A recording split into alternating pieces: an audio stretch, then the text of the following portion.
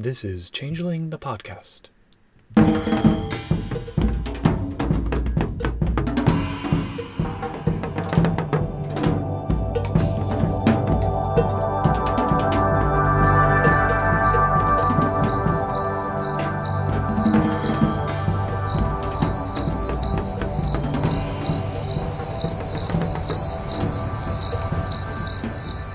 Welcome to Changeling the podcast. Come for the glamour, stay for the vibes. I'm your host Josh, and with this is your host Puka. Say hi, Puka. Welcome in, travelers. What are we talking about this evening, Puka? We are breaking into advanced storytelling techniques for Changeling the DMing. And advanced, I suppose, is a relative term, but really it's for any storytellers who have maybe run a session or 5 and just are looking for new ways to expand their storytelling technique repertoire. And to help us do that, we have a special guest, Fetch. Hi there, everyone. Pleasure to chat with you all here today. So yeah, Fetch. Is there anything you want to introduce yourself about, or? Oh, sure, yes. So I've been running games for about 20 years now. A few years ago, I found I had more games that I wanted to run than I could possibly do with my home game. And so I bought my first ever microphone, hopped onto Discord, made a server, and just started running games. From there, it's gone from me being like me and like 3 or 4 friends to me running for like 80 different people one time or another. I have quite the list of games that I've put together. So I've had an opportunity to see a lot of different GM styles and player styles and games and rules. And when I saw the opportunity to jump in on this topic, I got excited. It just feels like a great way that I can contribute. Okay. I hope you don't mind if we qualify you based on all of that as a veteran storyteller /GM/DM/ whatever other term of art. I am honored and delighted. Huzzah! So, yeah, we're going to be covering on multiple topics here, and I think Fetch, you wanted to go first with one. All right, so yes, I do have a selection of topics that I want to go into. So I'm going to launch into it, and feel free to like interject at any point with thoughts or questions that you have. I'm very excited. So first topic I wanted to get into is the topic of very mixed motley's. I think we all know the standard. It's either the noble house or it's an oath-sworn circle with some great quests. That's what I did when I ran my Changing the DMing campaign. Or a motley circle where it's just like, this is our situation. I guess we got to be in it together. All of those are fun. That's definitely where I would start. And I would also recommend you should, try to keep everybody kithane for your first game of Changeling, or the default for whatever game it is that you are running. That said, there can be a lot of fun with adding in other things. So, for example, in Changeling, the default is the kithane. And you can even limit that just the kithane at the front of the book. But at the back of the book are additional kiths. Now, they have less detail written about them, but they each add their own little thing to the game. You could take one of the Lycians from the Player's Guide, or play in anime, or go with any of the other kiths from the Player's Guide, of which there are many. And all of those, I don't think that most of the other kithane options make things much more complicated. But the further away you get from being kithane, the more you get into questions of, why is this person with the group? Why are they with the party? It's much. I assume you're talking about mixing between kithane and these other groups, or mixing between like you in theory could do like a Nunahe Chronicle early on, but like all Nunahe that would not have these problems. But you're talking about mixing, right? Correct. Yes. Now there is a point to be made that doing an all game of anything, which is off the pace of the game, is going to have some adjusted expectations. But yes, we're talking about where, I want to be a Cluricon. This person wants to be a Hunpo. Yeah, that. And what I really want to get talking into is one person says, I want to be a technocrat mage, and another person says, that'll go great with my Thalane concept. Oh no. Maybe we should leave cross-splat games for another episode. Even within Changeling, there's enough of these issues. I don't know. I think it's pretty similar issues, but with some extra mechanic issues and stuff. I'll try to limit it to the ideas that I think apply universally, because I think the concerns are generally going to be the same. Mm-hmm. And then I'll get into examples, so I'll try to focus specifically on dreaming-related stuff. So, as I've just hinted, the character concepts can get very wild. The aforementioned, Clericon plus Mage plus antagonist faction of all the Kithane. So, how do you do that, and when should you do it? And honestly, why should you do it is a good question. I really think getting to the why of it is important, first of all. One, you may just find that you've played a lot of the basic stuff that's in the game, and you're looking for something that's more of a challenge. And that applies equally to both a player and a storyteller. Like, gosh, I've run plenty of Chronicles of Darkness games. Maybe I would enjoy doing a antagonist faction one. I've run Mage the Ascension. Maybe I would enjoy doing... I did all traditions, but maybe I'd enjoy doing a game involving technocrats. They add different stories, unique stories, because oftentimes, even in the fiction, there's relationships between these groups. For example, in Changeling, primarily the Kithane are the ones that are the most populous and best known, but you have the Inanime, which, last I checked, are like elder concepts, like dreams of the natural world, or in the case of, I guess, the mannequins, maybe the more modern manufactured world. How does something like that interact with changelings? How do you interact with the fact that they can only unleash? You have the Daunting, which are ostensibly purely antagonistic because they kind of want to tear down the dreaming, but what do you do if you have someone whose Daunting concept is all about, not all Kithane are really nice people. I just want to stop the ones that are preying upon people. Or even a Thaline, what if you say a Childling Ogre, because you just think that'd be fun. Or if you want to do something like your unique take on a Spriggan, or even a redemptive arc with a Subvertal. So having all these options can lead to some rich stories where you work out, why are these characters together? How do you play off of traditional antagonisms? Can the modern age of characters look past the horrors of the past? This is true even within the Kithane themselves, where the Shi don't get to live like they did 800 years ago. That's just not their reality. Much to their own chagrin. Exactly.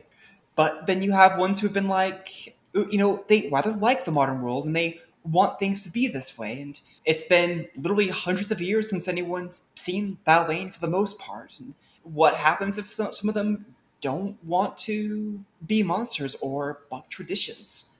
These are kinds of stories that I personally love doing. And also, honestly, sometimes it's cool just playing around with other powers. Somebody's going to be looking at Ruin and being like, gosh, if I had that. That said, I think, if it's not obvious from the tone of my voice, it's very exciting to mix these concepts, but there are some things that you need to be careful about. One is going to be that political conflict.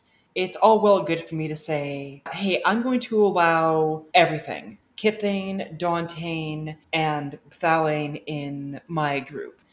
And I'm going to allow ones from anywhere in the world and from any origin. The problems you might run into is there's a lot of political conflicts. Take a more localized one to Kithane. My understanding is, there's different kingdoms of the Kithane. I'm familiar with Concordia because that's the only thing they really write about. But I know that there's other kingdoms that are like, I get you have this whole King David thing you're concerned about, but that's not really our thing. So he's gone, he's back. What do we care? You need to be able to resolve something like that if you're going to play as someone who's not local to your primary area. If you play as something involving a Thaline, you have to deal with the fact that the Thaline and the Kithane for generations were at each other's throats, and that's kind of what the Tuatha and Fomorians had in mind. Even if your individual characters want to push back against that, how do you deal with the difficulty of making legacies compatible? How do you deal with the fact that if, your local duke sees that you've got a couple Spriggans in your motley, they start asking uncomfortable questions? And if you have a Daunting in your party, how do you deal with things like, Dauntings have really dangerous curses? Getting into all of that would be far longer than I think the podcast episode itself would allow, so I'm going to go over some generalities. One is that you can smooth over things. You might downplay the nature of the Daunting Curse. Or you might allow a Thalain who gets to pick a Seelie legacy instead of having to go, I think, Unseelie and Nightmare. Or let the Daunting use the standard Childling, Wildling, and Grump rules rather than the sometimes prohibitively dangerous ones that the Thalain have to come with. I'm reminded of Chronicles of Darkness, where playing Prometheans are people who generate natural fields where everybody hates them and the world gets corrupted. Disquiet. Disquiet's amazing, but the general rule is, you know what, just downplay it. Same thing with changelings mixing with other things. It's probably not fun to just say somebody's playing the party mage and they have to get a reminder every in-character session that these are their 4 friends. Just say, hey, if you get to really know them, the Dawn says, don't worry about it, guys. It's fine. This one mage can remember you. Or look for books that address these things.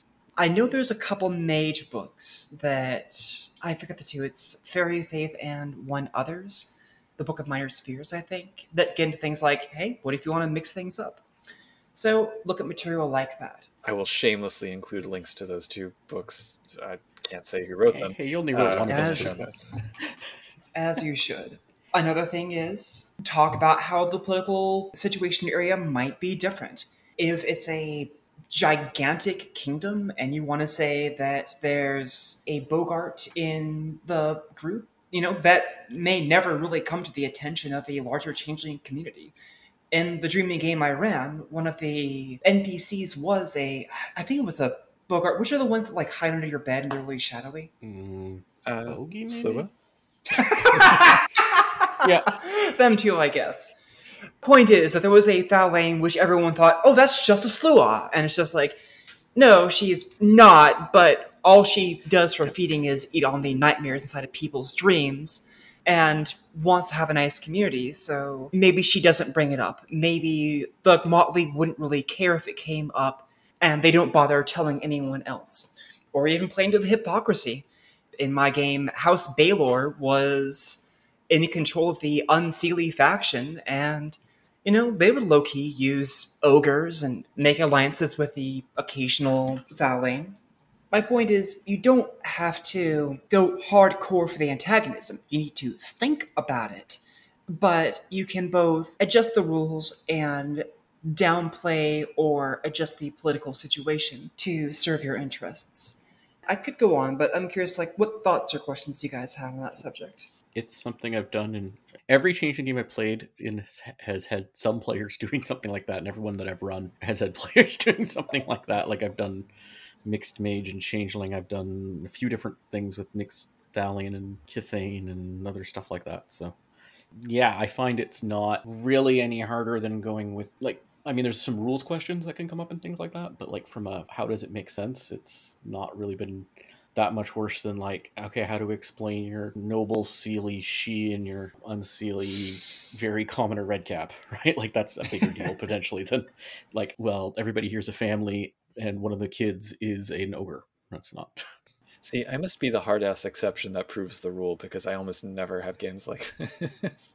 Okay. But I think that's because, when I put together a Changeling game, which I haven't done for a while, unfortunately, I think the reason why I'm always kind of down on going too far with the mixing, part of it is because I'm always of the opinion that there are enough interesting stories to tell with a single group of kiths. I almost feel like people want to bring in a Xian or an Inanime sometimes because they think it's going to take the story in a radical and new unexpected direction. Mm-hmm. And I'm I don't think we need that necessarily to take the story in a radical and unexpected direction. And if I, in the exchange, have to figure out how to make the mechanics fit together and the motivations fit together, I'd rather do what's the easier lift for me to construct a story. But, I understand too that people do see all of these kiths and think, oh, it'd be so cool to play one of those. And I'm not here to yuck anybody's yum about that. That being said, I think that if you do allow it and you do get members of wildly different groups, be careful about how you thread the needle in terms of why they're part of the Motley or part of the O Circle. I think a lot of players want to be the one Thalane in the entire Dreaming, the entire world, who's good and who's a team player, and it's a very sort of, Mary Sue-ish kind of thing. I see where you're coming from. I haven't encountered this personally. It's more been like, oh, this looks cool, and I'm like, oh, I can make that. Like, I do think every chronicle needs a theme or a focus. And if it fits, then and that's the thing. Like, it has to fit. Like, I wouldn't. Those are two good points, which I think we could summarize as one.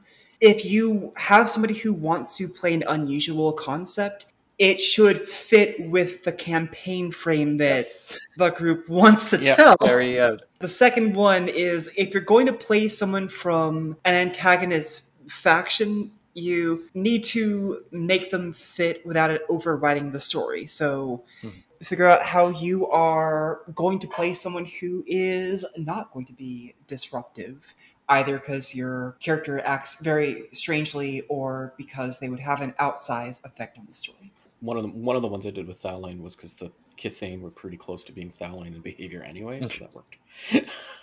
Easy. Thalane do get along with each other. I'd also suggest, though, that you can, especially if you're a storyteller who has never dealt with this kind of stuff before. Ramping up to it is possible. Like, pay attention to how characters would differ on the basis of whether they're Seelie or unseelie, or whether they're Childling, Wild, or Grump, or whether, So, like, there are already other axes of difference within even just, like, the core Kithane. So pay attention to those, explore those dynamics, and then take the leap of saying, okay, if somebody wants to play a insert random Kith that only has, like, a paragraph right up, then it's like, oh, you're a river hag in this game. Right, exactly. That one has bigger issues because it's like a ghillie do. That's sort of the issue. Like, or actually, they all have their own issues. But you're like stuck to your location kind of problem. Whether you're going with someone like a Selkie in the prairies or just like Thalane with their unusual rules, I think the important thing is, like, you as the storyteller should know what you're getting into, and so should that player. I think the whole group should be involved in like this. 100%. Too. Yeah, like if it's like, no, you shouldn't be requiring, for instance, somebody who's like, this character really would hate Thalane. It does not make sense to have any Thalane here. Shouldn't have that in the same game as a Thalane, right? So if you do have characters that maybe don't get along, one option is to send them in different directions. Yes. So that's what I was going to bring up as my first topic here is, so it's about splitting the party intentionally, as in how to run scenes where not all the PCs, even though all the players are here, not all the PCs are in this scene. And that's a thing a lot of gamers don't like. Again, this is advanced techniques. It does take more work and more consideration, but I think there's good reasons to want to. Sometimes it just feels really convoluted to have everybody hang out together whenever they do anything of note in scenes. Like, why would everybody be there? That doesn't fit real life. That doesn't fit any storytelling. Like, I've never seen any TV show, never read any book, never whatever, where like everybody's always hanging out together and anything notable happens. It's great that we get along, but I don't think all of you need to come along on every date I go on. Yeah. And, so you can do things like actually have musing as part of, or things like that, like scenes. You're not going to have the whole party show. That would be awkward, right? There's all sorts of reasons people want to do different things, right? And like all the kiths, like, there's like the slew of tea parties. You're not going to have like the troll there necessarily, right? So I think there is reasons to want to do it, but there's obviously concern about it. So, and there are things you have to adjust. One thing that I've found, at least for me, that's really important is what I call like panning the camera or jumping between scenes. What you don't want to do is just have 5 people in your game, 3 of them just sit there watching while 2 of the player characters get to play for an hour. Don't do that. So one technique that I find helpful is like every 5 to 10 minutes, roughly, jump between different scenes that different characters are having. Which, yes, means like if one character wants to do everything and another character doesn't do very much, you have a problem, but that's another kind of issue. But ideally, and these don't have to be at the same time. So it's not like you're concluding a scene. It's like you have a scene here, and it's like soap operas actually are a good example of this. You watch daytime soap operas. I'm not saying there's should do everything like a daytime soap opera, but this is one thing where it's like people are talking for a bit and then it jumps to another place where other people are talking and then other things are happening over there. The time doesn't have to be in sync. This doesn't even have to be the same day that these two scenes are happening, but you want to avoid where they'll have continuity with each other. Like, for instance, you don't really want to have one character that's in multiple of these scenes jumping around at different times, because that will get weird chronologically. You didn't script this. Time shenanigans. Get used to creative uses of Chronos. Yes. Outside of that, but just so you don't want to have like one scene is reacting to the other scene that you're doing. Like if it starts to get to that point, okay, maybe you need to like break the scene, jump in, resolve something, then go to the other scene. Another thing that can be helpful, you don't want to always have to do this or always do this, but sometimes there's like NPCs here, and if the players are up for it, you can be like, okay, in this scene you can play this NPC. Works for conversational scenes, goes for more action-oriented things, where fighting, whatever, all that type of thing.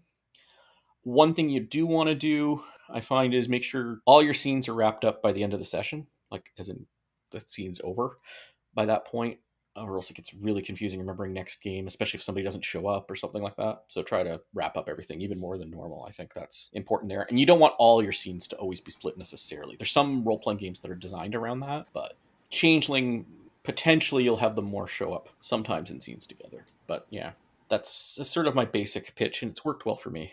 That's well said. If you think that the group is going to be regularly splitting up, you want to make sure that fits the concept that you're going for.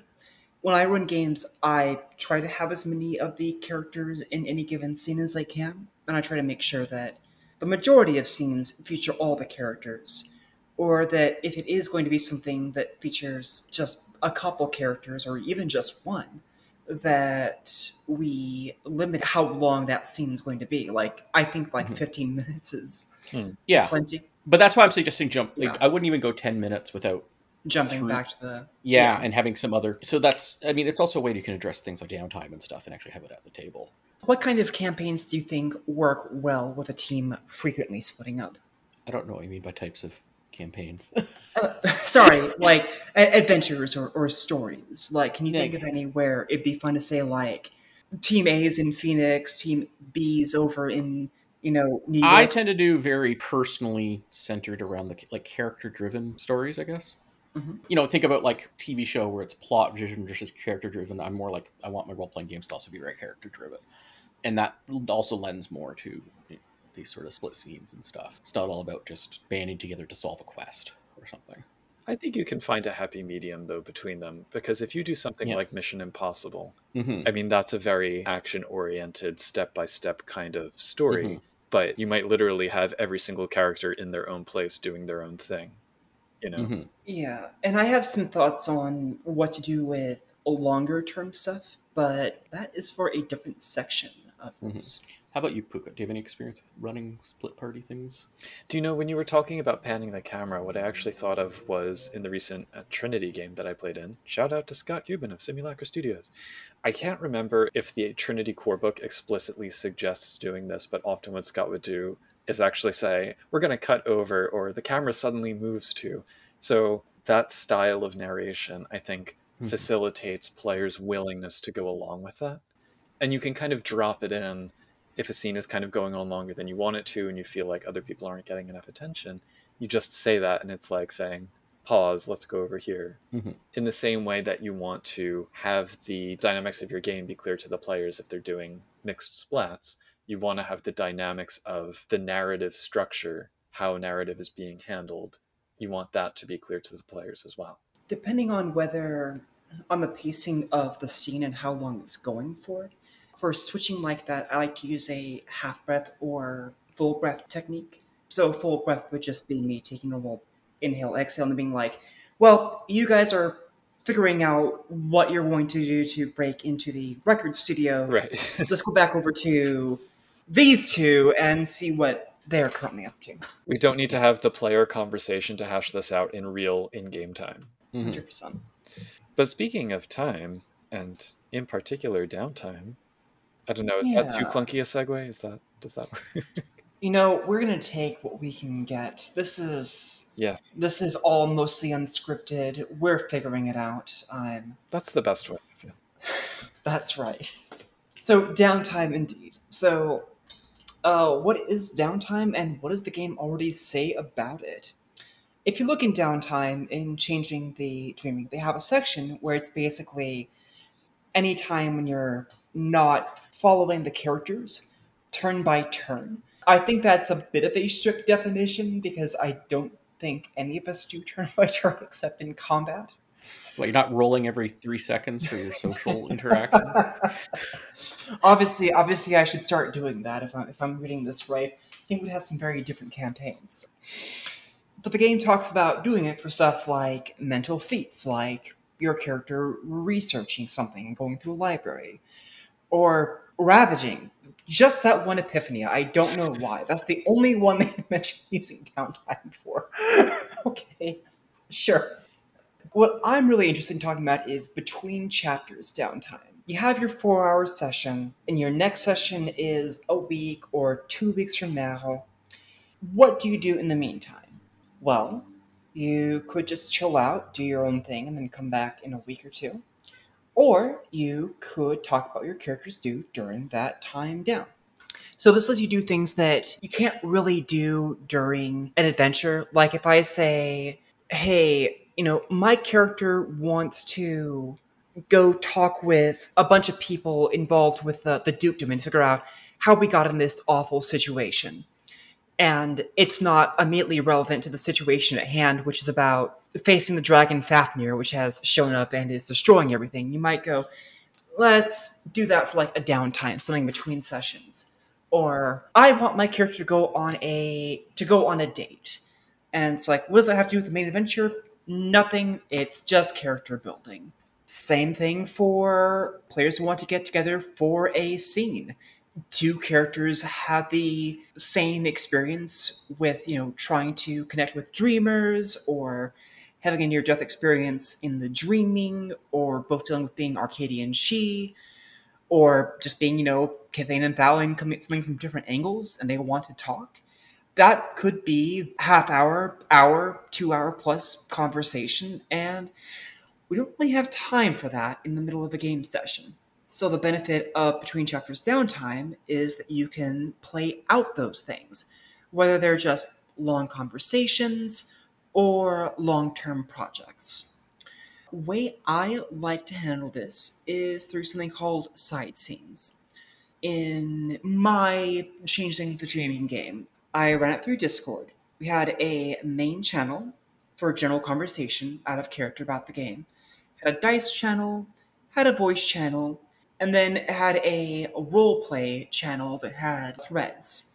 And whenever somebody wanted to play out a conversation between, like, them and the Baron of Phoenix, or their character and their best friend Dreamer, we would start a side scene, just a little role-playing thread. Somebody sets what's going on, and they just go back and forth through text.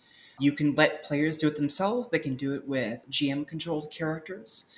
You don't have to be an active participant as the GM. The challenge of doing this is, like with splitting the party, you have to be careful to make sure that this doesn't run into real-time issues. So that means that players need to be on top of the messages, or whatever's happening needs to not have a significant impact upon what's happening. So, for example, if a couple of the Motley mates are going to go on a date together, and they play out a few posts, and then the next session comes up, you'll have to keep in mind that if they're going to continue the date scene, that's something which is happening temporally before that in continuity. Or if it's something time-sensitive, like, hey, my character wants to get this information about the Baron by first talking to his subordinates, and that's going to affect what I do next session, and then, the Baron's going to be there next session, you want to know what the Baron's going to think about that party member, and what that party member is going to think about the Baron before we get there. Otherwise, you have this hanging scene that you have to resolve. 2 ways to handle that. 1, if it's something that gets to a point of interest to the group, you can handle it at the beginning. For example, saying that, hey, I want my character to have a conversation with the unseelie Baron of the area about getting his support for an upcoming event. And then a couple days into playing this out of character, one of the players is like, I can't do the scene right now, something big came up. When you get to the actual session time, you might actually play out the remainder of that conversation. Another way is just doing reminders, telling people like, hey, try to make at least one post a day on an ongoing conversation, or pinging them if needs be. I like to pace my downtime with real time. In my games, the way this works is, let's say that the three of us were playing a game here tonight, and I start a story about defeating a dragon, and then we play for 3 sessions, and then have another story after that.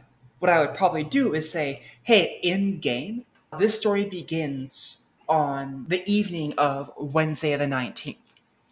And then we play out the 3 sessions, and then when the next story begins, I say, okay, in game, defeating the dragon took 2 or 3 days. It was done by the 21st. When our next story begins, it's picking up on our next game day session, Wednesday, August 9th. And all the time in between then is downtime. I find that's fun because it adds some uncertainty to how much time is happening in between stories. And also lets you get some breathing room and do some fun stuff, such as invoke things from the Book of Days. I use that book a lot during my own campaign, where I would say, well, the next story takes place 3 weeks from now in character, and oh look, that happens to be on the day that all the freeholds open their doors and let anybody in. Let's make the next story be about you guys going to the Unseelie Baron's Christmas party and playing that out. What are your guys' thoughts? Did you have a calendar open, or did you just know the dates of those Wednesdays from some Chronos level timestamps? Just out of curiosity. By now it could be either, but no, I popped up in the calendar on my computer. All right. I think of this. I'm forming this weird meta discussion of role-playing games. It doesn't describe all role-playing games, but there's definitely this axis or 2 poles that I think of as tabletop and LARP. But that's probably terrible names because both could happen online, and there's like fluctuations, there's like degrees between them. Your approach reminds me a lot from like playing and running in Mind's Eye Theater LARPs, where it's structured a lot more that like you do have each session sort of, it's like if you play every week, it's like, well, in game it's every week in between sessions, and then there's a lot of downtime, and there was a lot of online downtime stuff even back in even in the late 90s it had a lot of online. So yeah, and there's techniques, there's actually rules and things like that from the various Mind's Eye Theater books that actually people might find handy for downtimey actions and stuff like that. Personally, for the more tabletop focused games, I like having everything happen in the session, but I mean, the way you're doing it's also valid. I think for that approach, those are good techniques. I think they're definitely, in Changeling in particular, but then each game probably has its own couple of things where this is the case. To go back to, I know Ravaging is the only epiphany that's officially listed, but I think any epiphany can work as a side scene. Yeah, what's the musing one called? I can't remember the official Reverie? name of that. Reverie. Yeah, Reverie I think is the one that needs it the most. Well, for sure, yeah. So when I was on my first ever Discord open world play-by-post game back in lockdown, which was a vampire game, if you had the herd background, it allowed you to do, for each dot that you had, one self-written hunting scene per week. You didn't have to contact a storyteller to do a hunt scene or anything. And you got some of the blood you needed out of that, because in the game, every day that passed, you went down 1 blood point. And I had so much fun writing those. But I imagine in a Changeling game, you could do the exact same thing with Dreamers. If you had a Discord game and you said, okay, for every dot of Dreamers you have in your little private channel or whatever, just write a vignette about you continuing the musing relationship you have with your dreamer, or going ravaging or whatever. And even if it's a solo scene, I think it drives up player engagement to a degree, and it gives the player context for how their character might behave in other scenes with other players. And this absolutely really depends on the storyteller. Like what you are comfortable with, what you have the time for, what your inclination is. If you're doing these kind of things, you will be doing a lot more than just running your game every week or 2 weeks or whatever and prepping between it. You're running your game all the time, kind of. And that's awesome for some people, and for some people that's too much. And maybe you need to set up life boundaries. I feel attacked. Yeah. I'm with you there. I think I have sometimes had the issue of giving myself too many games to play in and run a week, and also doing downtime scenes.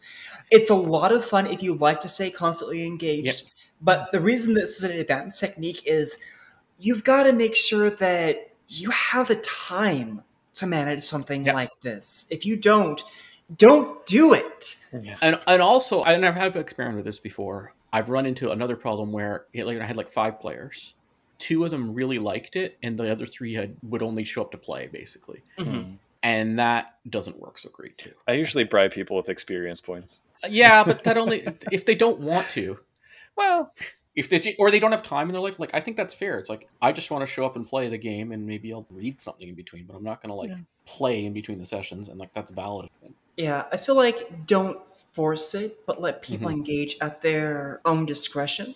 Yeah. I recommend keeping them public, because if it's a private side scene, then only those players can see it, and it can be hard to refer to.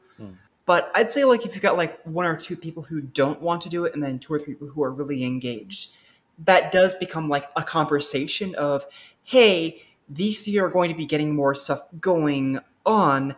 Is this going to be an issue? It's definitely something that you need to monitor. It's a thing to discuss in session 0, I think. Yeah, go back and listen to the session 0 episode and possibly the Storyteller's Guide episode if you are still uncertain about a lot of these techniques in your game and want some more overall guidance. In the spirit of the maximalist ST style and kind of connecting to both downtime and splitting the party, I think, I'd like to talk about, I guess I'll say it's my method. And I call it interweaving, but I'm sure there's probably some much nicer, fancier term for it. But it's the way that I think of weaving together sort of the main plot, the overall story of the chronicle that you want to put together, and the individual character arcs that each player has all kind of wound through each other, rather than railroading everybody into like a single story. And some people, especially if someone is new to a game, sometimes they prefer that. But for anyone who's played a few sessions of a game, generally I think it's good to encourage them to start thinking more about their character and their individual growth. So I think you have to plant the seeds for doing this really from session 0, from character creation. And I know that when we've talked about that before, we talked about the different establishing questions that you can use to get people to think about beyond the dots on the sheet. So good ones that I've encountered include things like, what's one thing you admire and one thing you resent or dislike about each of the other members of your motley? That's predicated on them all knowing each other to start, but I think it's a good one. You can also say, who are 3 mortals you have the strongest connection to? Another shout out I'll give to Terry of the Mage the Podcast, our sister podcast, who ran a mage game that I was in, and I was playing a pre-gen Euthanatos character, I think, a death mage who also grew up working at a funeral parlor and had this very deep connection with bodies and ghosts and everything. And I kind of narrated through a couple minutes of how I saw the character, and Terry nodded and then said, "What's your term of art for these dead?" And it caught me so off guard, but just without even thinking, I said, "The Departed." And it was exactly the right answer for that character. So I think if you listen to the way that your players describe their characters, often a question like that will just kind of issue forth, and it helps both of you get a much more pinpoint idea of who that character is beyond just, this is their splat, this is their kith, this is their seeming. I like the aspiration system from the StoryPath games like Trinity, where you have 2 short-term aspirations and 1 long-term. But I think if it's not hitched to experience points or anything, if it's just an open-ended, here are my aspirations, it's more incumbent on the storyteller to pay attention to those, which I think is more the case for the World of Darkness games. I don't know, do either of you have questions that you like to ask during a session 0 about characters that like set the scene for future things you might throw at them? Oh boy, do I. It depends on the game. Are either of you familiar with a game called Beast the Primordial? I have not read it, but I'm familiar. I've heard podcasts of people lament it. For good reason. We won't get extensively into the history of it, but it is a game which the first couple of drafts, shall we say, were problematic. They've subsequently fixed some of the issues, but it's still a game which has some difficult and more advanced elements that can make it a challenge to run. and this is, I swear, going to tie into your point about like what do you do during Okay. a session 0. So basically, you play as a normal person who has a monster stuck inside of you, and it affects your behavior. But to really bring that home for the players, I just said, "Hey, I've got 5 questions about the difference between your character's horror, the monster inside of you, and you as a person," and that really helped them, bring to life that character. But I don't think I have like a standard set of questions other than like, what are your lines and veils? Yeah, that is something I think I should work on more next time I do a session 0. Most of what I focus on is just character relationships and just discussion of like what do people expect from this chronicle, which includes safety tools. Well, but I remember also you talking about the game where, was it you had a character, I forget if it was their character's mother or their player's mother or both, show up Both. as an autumn person. Like, Oh, no, sorry, that was different. Oh, no, I was playing in that game. oh, okay. And that was one of the it was a LARP, and one of the STs showed up as my character was a Childling, and Right. showed up as the autumn person, and it was set at a freehold that session. That was extra. So I think things like that, if you from the start get your players thinking about mortals they're associated with or personal connections they have, they give you NPCs that you can work into the story, and or give you moments of narrative reflection that you Yep. can do with the player as a side scene. Actually, that one came out of a bunch of downtime scenes. That There you sort go. of had a little echoes in play, and it finally just blew up. And nobody but my character had any idea what the heck was going on, and it just completely overturned the entire Which is county. great. And that's a much more narrative way of doing that than looking at someone's sheet and saying, okay, you've got this background or this merit or this flaw, I'm going to work that into the plot, which you should still do. But yeah, this one came out, it wasn't even like from the character sheet, it came out during play too. So yeah, Ask them about what's on their sheet. Like if someone lists, Dreamer 5 or Resources 5 or Title 5, be like, anything Okay. at an 5. enemy flaw. yeah, and any flaw. Like, why does your character have chimerical magnet? Mhm. Don't come at them harsh about it, but ask those questions because sometimes it helps them develop it. Sometimes it gives you awesome ideas. Also, Yeah. why did you want that? Yeah. Right? Like, what are you hoping to see from that too? Yeah. So all of that, and again, going back to the maximalist style of storytelling, you really have to devote a lot of time and attention and planning as a storyteller if you want to follow up on this. But those questions to me are the root of the individual character arcs that you want to find ways to bring to the forefront from the main story that you're telling. In between that, you can also have kind of like the side plots, the B plot, the C plot. So if 2 characters are going over here and 2 are over here and another one is solo over here, you need to have some kind of middle ground between the overarching narrative and the individual paths that each of them are following. I do think those you can plan for less. I think they'll arise more organically in the course of the game. Plan your main story on your own, by all means. The big events, the big enemies, whatever. Let your characters take the wheel, or whatever driving metaphor, when it comes to plotting out where they want their characters to go, and then you step in and determine how much of that's actually going to come to pass.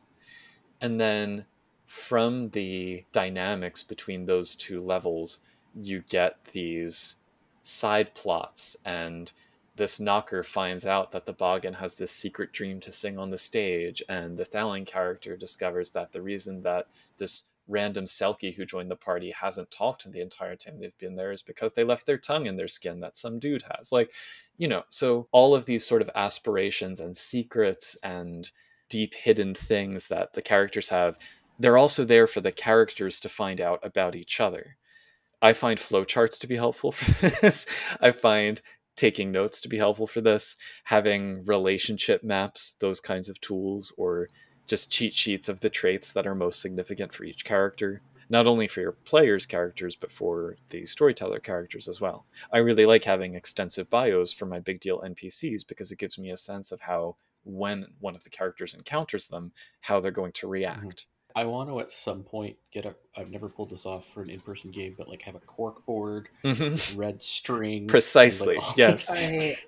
Yes. I wound up with one of those at one of my games entirely by accident. Just they kept meeting new people and drawing lines between them, and I got the players involved in it. And, it was a complicated mess by the end of it, but it was a fun one that made the world feel alive. Yes.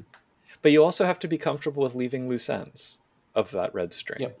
Because you're not going to have time to follow up and complete every single thing that arises. If I had to put like numbers on each of these things, I would say your main plot line that you're trying to drive forward should probably take up half of the time, individual arcs probably a quarter of the time, and then side plots a quarter of the time, with the individual arcs maybe, well, depending what kind of group you have, one taking precedence over the other. I tend to have like the main plot take 10% of the time. Or that. One thing I like to do is try to make the players' individual plots or the side plots become part of the main plot. It's a technique I got from Masks: A New Generation. So you might do something like, your first story might be, hey, this one player took Living Legend, their reincarnation of a knight, and this other person took Chimerical Magnet. What if I told a story where a bunch of dragons were coming and were hunting down the character with Chimerical Magnet, but that also happens to be part of the legend of the other player character, who was a legendary dragon slayer? You instantly have a story which mixes the two of them. Yeah. Yeah. I think I first encountered that in Dresden Files RPG too. I never got to play that game. I like made a character for a game that was supposed to happen, and then it never did. It's one of those World of Darkness like RPGs. Right, yeah. Right there. Well, and I'm not like a fan of the series or anything. So. But ultimately, I think the goal is you want to have the items on each individual player's sheet be useful for driving both their plot forward, having them grow as characters, and then also the main plot. Maybe not every session, you still have to, leave room for the big group scenes and like story beats or whatever, but every couple of sessions you want to foreground somebody's individuality. If you manage to find something that ties into every single PC thing, well, more power to you if you do. That is kind of the main plot when you found that, though. Yeah. It's like, oh, clearly this has to be part of it. It sounds, Josh, like I would guess that eventually whatever the main plot is becomes about what those characters are doing in your side scenes from the way that you describe your games. Yep.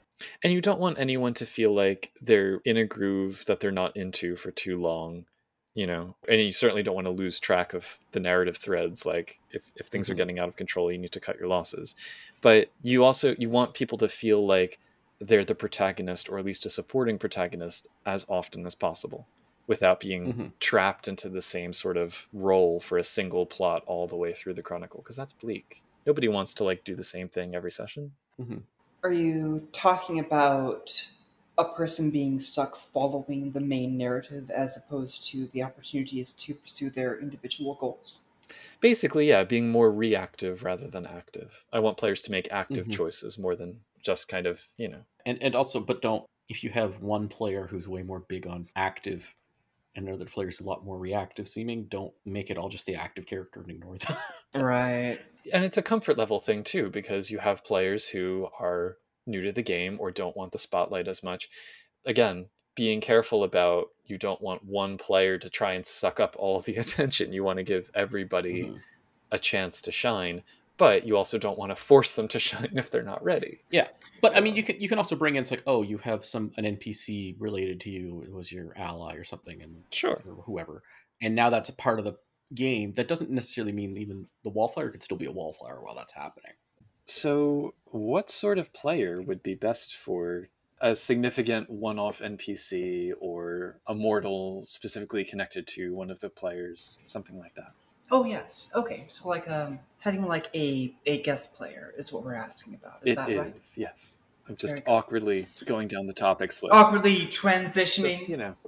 Just, So I think a great way of doing this is having guest PCs. If you want to have somebody who's going to show up in a game and spice up a story something a little bit extra, you can bring people back. So I had a Mage the Ascension game, which was all about a group of mages going to hunt down long-lost chantries here in Phoenix.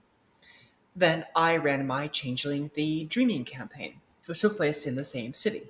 Up to that point, they had nothing to do with each other, but during the Changeling arc, one of the PCs decided to use... She used some sort of magic which turned it from night to day Ooh. in the area around their freehold. All the mortals in the area forgot about it soon enough. But I said, it might be interesting if mages in the area retained that information for a bit longer. So I went to the people who played in my mage campaign and said, hey, are any of you interested in coming back and guest starring?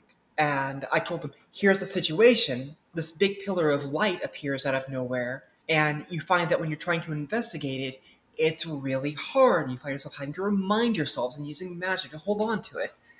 And a couple of them said, yeah, we would love to do that.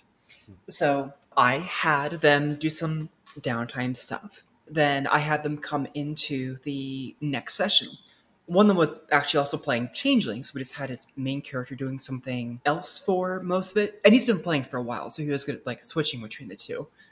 And the other was somebody who had, up to that point, only played in my mage game. And then we had fun with things like, the Changelings are dealing with these problems, they don't know how to solve them. And the mage is like, oh, we can help you out with that. It's just magic. It's so easy. And then the mages were like, oh, we've got this thing going on. She was like, oh, well, we can help you out with that. We have a perspective on this. They helped a Changeling recover their lost soul. It was complicated. That person gone from being a red cap to having their face soul suppressed to having their face soul transformed into an avatar. That was a fun NPC. But the point of it was that the Changeling players got to see something cool that didn't fit the normal framework of their game, whereas the mage players got to pick up on a plot thread like we've been discussing in, interweaving stories that they hadn't been able to fully resolve previously, and they also got to revisit some of their characters. That's all to say, I call this an advanced technique because you have to make sure that you coordinate players to make sure they're able to show up, and they want to show up, and that they can fit into the game. This ties back into the concept of having very mixed motleys, too, because if you're going to have someone who's playing, a Kinane, you have to remember, okay, how do they interact with chimerical reality? What are the health level rules? What if if you have the mage, you have to think, what happens when they want to summon a spirit or use a portal that goes into the dreaming? My recommendation is to keep these things as simple as possible. Use the primary rules from the game that you know. Say as much of it works that way as you can. Use the other game's rules only if you're familiar with it and you want to deal with it. But if you're running Changeling, you're primarily there to tell a story about Changelings. Everything should be subordinate to that. Make sure that you give the guest PCs some spotlight time while making sure that you don't subtract from what the other players would be doing. Going back to what you were saying about interweaving stories, make sure that you're doing that. Make sure that the guest PC isn't just showing up to tell a story about that PC. Figure out what they have to do with everything else. If somebody says, hey, wouldn't it be cool if my Duke from New York was visiting Phoenix? Okay, does anybody in the party have a title? Are there any notable people with titles in the main game? Great. Go ahead and mix those in. That's a good way of you telling a good story of a guest PC.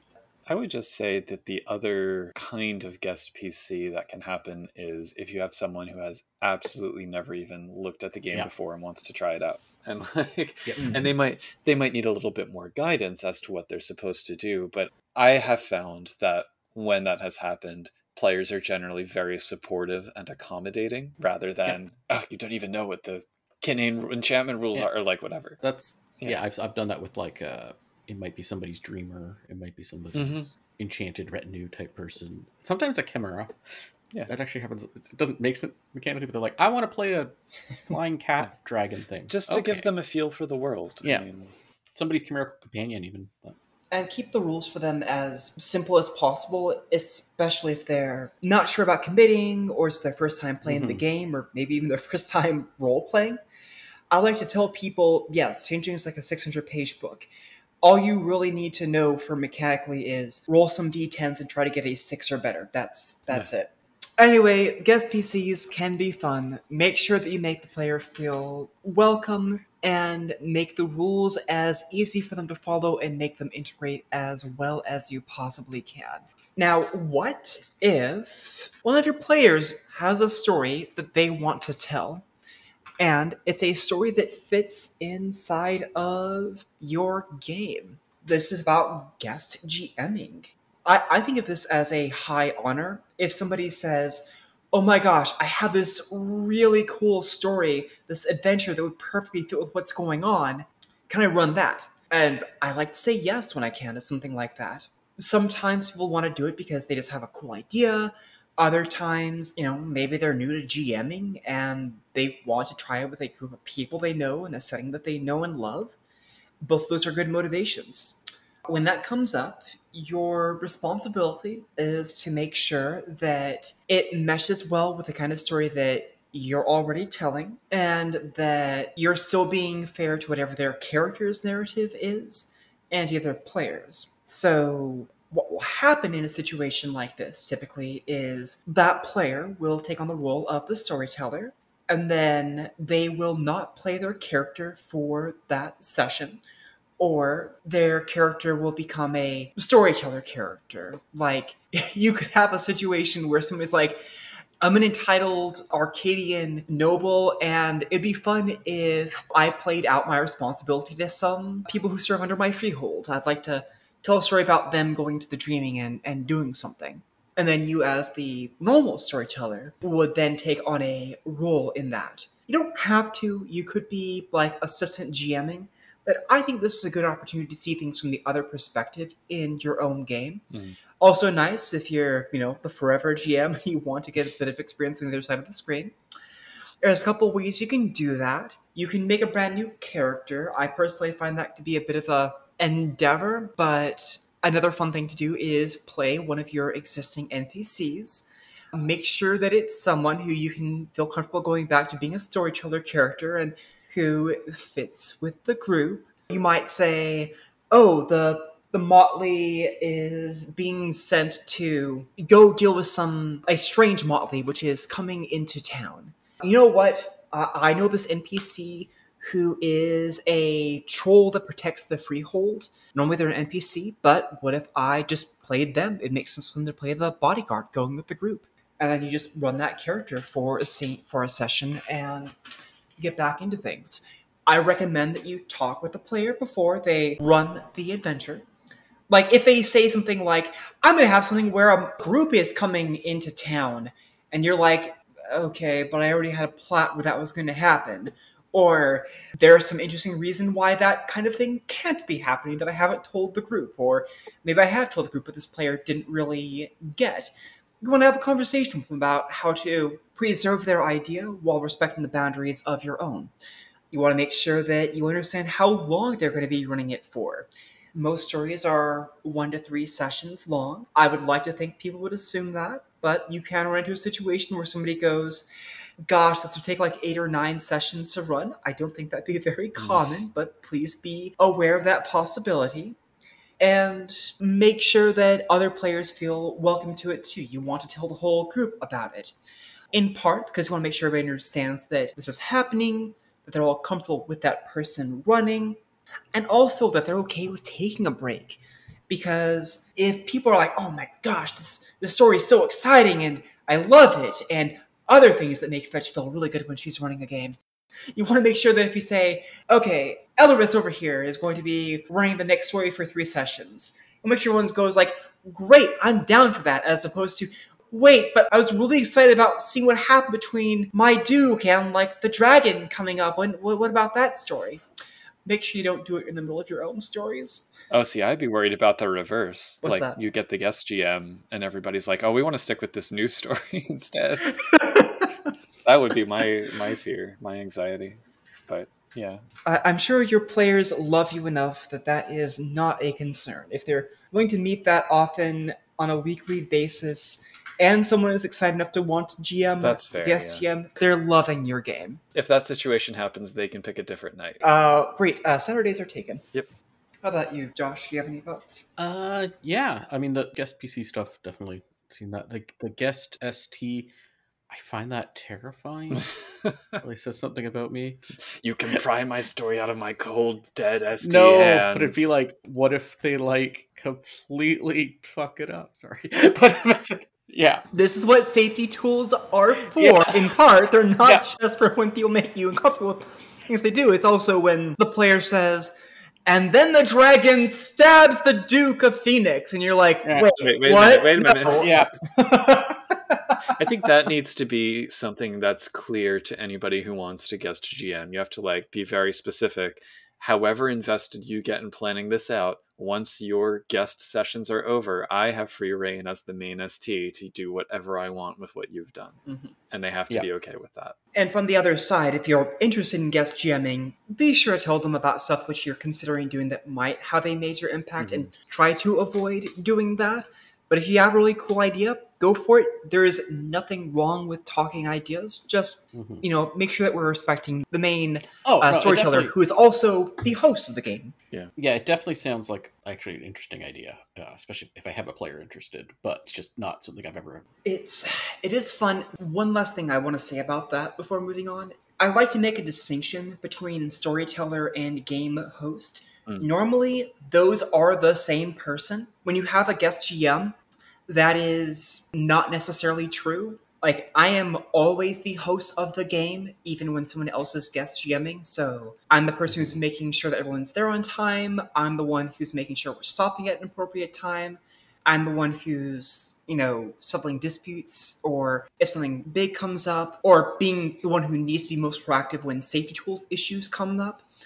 Oftentimes people are going to be looking at you naturally, even if someone else is the storyteller.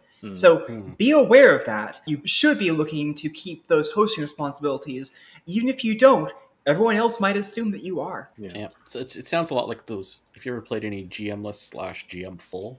Yes. You still have a host, even though they're not taking on the DM storyteller duties. They're still the host duties. Although I have also played at someone else's house, and then that gets interesting about who's the host of what. But...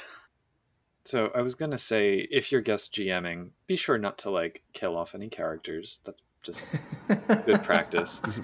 But that got me thinking a little bit about PC conflict and how you might want or not want that and how to handle it. Yeah. So this is going into similar themes. A lot of these, I think we're touching a lot on techniques that are described in a lot of storytelling games. Story games, not storytelling. Masks was referenced, Apocalypse World, there's other things like that. And this is another one that shows up where the player characters do not always get along. There's kind of this default contract, just like Never Split the Party is sort of like this default. All the player characters are one group, and maybe they bicker a little bit, but that's about it. And that's fine. If you want to play that game, great. It doesn't solve all interpersonal problems. I know I get frustrated if that is the sort of play contract, but player characters are abusing that a bit, and they start doing things that would really object with other player characters, but you're supposed to just ignore it. That I don't like. That aside, so one advantage is you can play characters that actually do very much disagree with each other. You can emulate stories more that have multiple protagonists that don't get along. They might even be each other's antagonists. And if that's interesting to you, that's the way to do it. There's a few ways, depending on how your game is structured, to do it. I'm going to take one that's very, what I think of as the tabletop axis, not the LARP axis, as I was saying earlier. So the idea is, first of all, before you touch any of this, you need enthusiastic buy-in from everyone when you're doing your session 0, that this is going to be. Some people might not like that. That's fine. Don't pressure them into it. If the core concept of your chronicle is not liked by all the people who are interested in playing in it, that's another story. But make sure you only do this if everybody's on board. Make sure you have safety tools. Talked before about safety tools in other episodes, and I think it's always needed, but this definitely needs to be used here. Also, the split the party techniques that I was talking about earlier are going to be very important, because antagonists definitely don't hang out with each other all the time. Well... courtly intrigue games. Maybe. But even then, they'll go into different corners or back rooms sometimes. Yeah, that's fair. They won't necessarily share their plans with each other in a heartfelt tete-a-tete. Yes. Again, in talking about this play mode, everything should be upfront for the players. You're not doing secret messages passed to the ST. You're not doing downtime scenes not involving other people. Have everything be at the table front and center so the players see what's going on. That can lead to interesting dramatic irony. And if people are on board with this, you can get things where you're going to be backstabbing their character and they'll give you ideas on how to make it juicier and the knife go in deeper, right?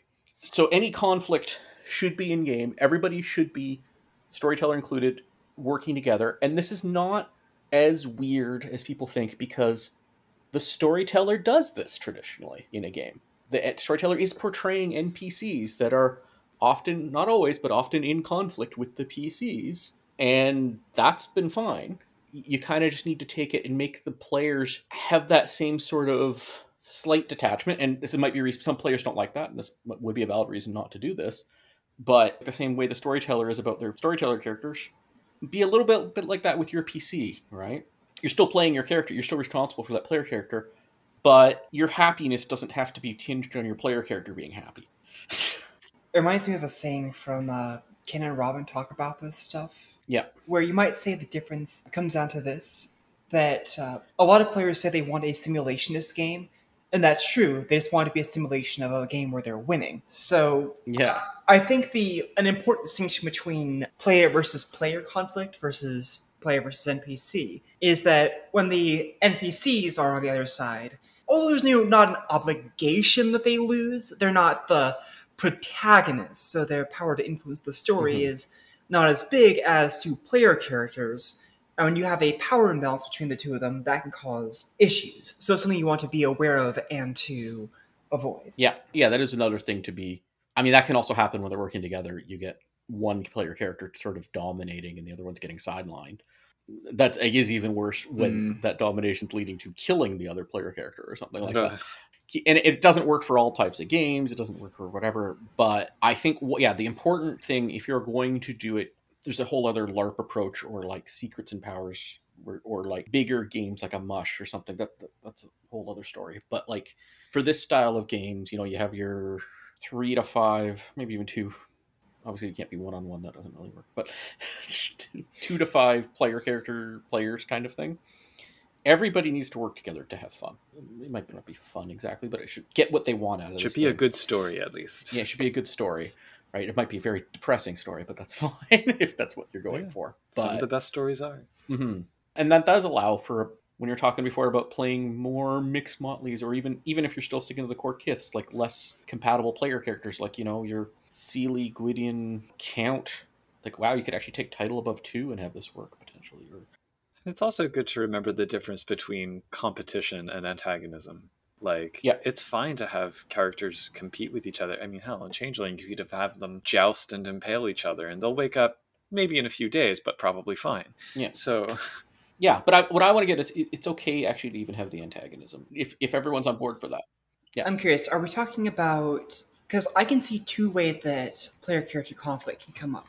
One is at an angle, where the characters have wildly different goals. And another one is where the player characters are directly in conflict with each other. Yeah, I'm sort of conflating both. I think the techniques are pretty similar for both. Usually when I've run games and doing this type of thing, it's been more the in opposition sometimes and sometimes working together, that type of thing. But you could have a more dedicated, all the antagonists are the PCs towards each other type of thing. I have a thought on how to have things at angles work together, and I'd love to express that, and then also hear your thoughts on how you actually make direct antagonism come up, because it's going to come up in a game that I'll be playing soon. Ooh. Yeah, so in my Changing the Dreaming game, the players were a mix of Seelie and Unseelie, and one was even in the Shadow Court eventually. But the reason they all kind of got along was because they had a greater situation they wanted to deal with, which was the Duke's kind of gone insane and decided that nobody is allowed in or out of the Freehold anymore because they're convinced that winter is coming to an end. That messes up all of our plans, so let's talk about how to work together to fix that, because we all care about that. I've run Paranoia, which is a game where there can be a lot of conflict, but in that game, although the players were all parts of different groups, they were all terrified of losing their positions of authority and being terminated. So they had to work together and cover for each other's failures when possible, right up until the very end when they knew everything could explode, because at that point it would no longer matter. Well, that's bleak. It was a Paranoia is pretty bleak. It was a I haven't game. played it, so Yeah. The one I'm curious about is I'd heard you guys' podcast episode about the graphic novels, and I had been invited to join a game of the Die tabletop role-playing game. So yes, brilliant. I got myself a freebie Kindle Unlimited subscription, and I sat down and literally just last night finished all 4 of the graphic novels. And now we're putting together a group for Die, and I'm like, oh my gosh, this is so exciting. At the same time, I get anxious about direct player confrontation. When I first started playing role-playing games, whether it was LARP or tabletop, I ran into a lot of situations where I would say, hey, my character does this. And then players would go, well, great, our characters don't want you to do that, so they stop you. Or, there's outright kill your character. Now, there were a lot of problems with those games. This was in a time before we were using Lions and Veils. But the point still stands. I get anxious about jumping into games direct conflict like this. And while I'm not saying it cannot be avoided in Die, that's also going to be an appeal for a lot of people, and maybe even a big part of the fun. So what advice you guys got for me and the rest of the group and other people who are going to be doing this? So I think communication. Yeah. That's kind of the answer to a lot of this. But with the other players, if you are feeling uncomfortable about what's happening, you need to be able to actually talk to them out of character and say, hey, I'm not comfortable with what's happening, and talk it out and stop play until you talked it out. Like, that's whatever mechanism, safety tools, or that is a piece that absolutely has to be part of that. It's amazing how many problems that actually solves in game situations like that. But basically all advice ever for anything is usually that if it involves multiple people. And if you don't feel comfortable, if the game, like, you got to talk to the people running the game, people playing the game. Like, if you're not feeling comfortable with that, that's a big red flag. But hopefully that's fine, and you can actually talk it out. And it's easier if it's an established group of people that you know. I also don't think it's your responsibility as a player to get your co-players to behave better. I think you can certainly bring it up and communicate it, but ultimately whoever's running the game has to be the one to tell people, knock it off. And really hold their feet to the fire, because often, like, player and character bleed when that happens. In those kinds of circumstances, it's often things like, oh, well, I don't think that's a good idea. But their character might not care one way or another. So the storyteller or game master, or whatever term you prefer, they're the ones who should say, well, if you're going to try and stop this character from doing X, why would your character want to do that? And if they have a good in-character solid reason that makes sense and can fit into the narrative and help build the relationship between those characters, I mean, that's a little bit more understandable. But for someone to just say, like, no, I don't like that, we're going to go do this other thing instead. And usually when they say that, it's, we're going to follow my plan instead of yours. And that's just... that's not even... Right, that's just... like, this player conflict that's not necessarily character That's just petty, is what that is. So how can players best communicate with each other to set up interesting conflicts that also make for a fun story for everyone at the table, including the storyteller? Set boundaries in advance and don't do it all the time. Yeah, but also, like, talk about it. Like, hey, I have an idea for this thing. It would cause... What do you think about that? Like, say that. Yeah, communicate. Yeah. But please let me know how that game goes, because I haven't played in it yet. So I really want to... I will be sure to keep you appraised of it. I'm excellent. Still figuring out what my character wants and what class they're going to be. Oh, take the Godbinder. Take the Godbinder. But speaking of other games... Yes, I was just about to say. My turn. Let us talk about borrowing rules from other tabletop role-playing games. So, we're talking primarily about Changing the Dreaming. The game itself has been through a few editions. It's a game where I know on previous episodes of the podcast, you guys have talked about what if you borrowed something from an earlier version of Changeling, like how banality used to work. Or what if we brought in rules from the Shining Host, like all the additional legacies. What I'm talking about, though, is what if you want to do something a little crazier than that? What if you want to pull something from a completely different game system? Why would you want to do that? You're already running one game. Why do you want to take from another? First of all, you might think that the game is lacking some element that you really like. Changing the Dreaming is a fun game. I love it. It is also based upon a game system that is over 30 years old at this point. There have been advances. Even within White Wolf / successor studio Onyx Path Publishing, there's been changes where we've gone from World of Darkness to Chronicles of Darkness to Chronicles of Darkness 2nd Edition to Storypath to Storypath Ultra. That's not to say anything about the other game systems out there like Genesis or Fate or Powered by the Apocalypse or Forged in the Dark or a dozen other systems I can name, all of which have something that they add. Here's some examples that you might look for in a game like this. Changeling, I think, does not really have a robust social system. It's mostly just, hey, here's a rule for a stare down. I think there's something for like a political conflict, but there's not really, what if you want to do more than just roleplay and make a die roll for somebody? Well, for that, maybe you go to Exalted, which has a system called Intimacies. And with Intimacies, you write down what your character cares about. You do that for every player character and NPC. And then you play a game about trying to discover what people's intimacies are, and you break down how you can influence them based upon their intimacies. So, taking this in Changing, for example, you might say that a noble Arcadian she has an intimacy, I always fulfill my word. If you realize that about that character, you might get into a conversation with them and try to get them to promise you something. And then if they agree to it, you might, if they give you some reluctance later on, like you said, hey, would you help me welcome this motley in? And they go, sure. And then later on they realize that motley is like, ooh, they're all unseelie commoners. You might make a persuasion roll upon them that says, this is what you care about, and you say you keep your word, so I'm invoking this. And then conversely, they might have a negative intimacy, like, I hate commoners. They might draw upon to make that role more difficult for you. Gwydion intensifies. Indeed. The point is, whether it's adding granularity to social systems, or making your general roles more complex, or even just looking for a simpler way of doing something, borrowing from other systems can be a great way of doing it. Now, how do you do this?